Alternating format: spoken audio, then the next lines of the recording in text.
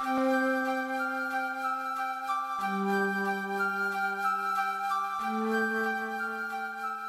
19, for though I be free from all men, yet have I made myself servant unto all. For why? That I might gain the more, right? Paul was looking for gain for the Lord Jesus Christ. Notice 20. And unto the Jews I became as a Jew. Now that word Jew has to do with the people of Abraham who were under that law of Moses. He's going to clarify that in verse 20. Notice he says, to them that are what? Under the law. And at the time Paul wrote the book of 1 Corinthians, the temple was still there in Jerusalem. It hadn't been destroyed yet by Titus and the Romans, AD 70.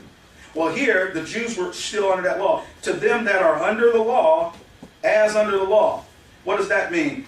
Paul went through all the religious ceremonies. If you read the book of Acts, he's still going to the temple the 3 times a year, Pentecost, all that stuff, to gain some Jews. He was still going through those religious things. He didn't put it on other people, especially Gentiles. But when he was with Jews, because he was a Jew in time past, you know, his religion was Jewish, he said, check this out. I'm going to do what I have to do to gain them. So when he was in their presence, he did Jewish things. Read the book of Acts.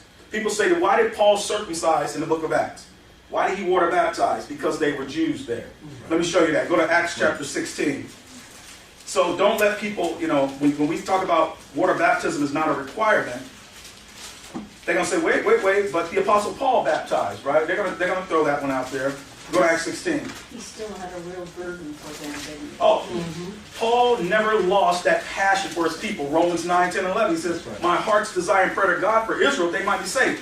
Paul was willing, if it meant every Jew being saved by trusting Jesus Christ, Paul was willing in his heart to give up his own salvation. He was willing to take their penalty. That's the mind of Christ. That's the heart of the Lord. The Lord said, I don't want people to die and go to hell, so I'm going to feel the wrath of God on the cross myself. And now he's willing to share that with us by faith. Well, Paul, in Acts chapter 16, this is where Timothy, he wrote the book of 1st and 2nd Timothy 2. Timothy was a faithful brother in the Lord.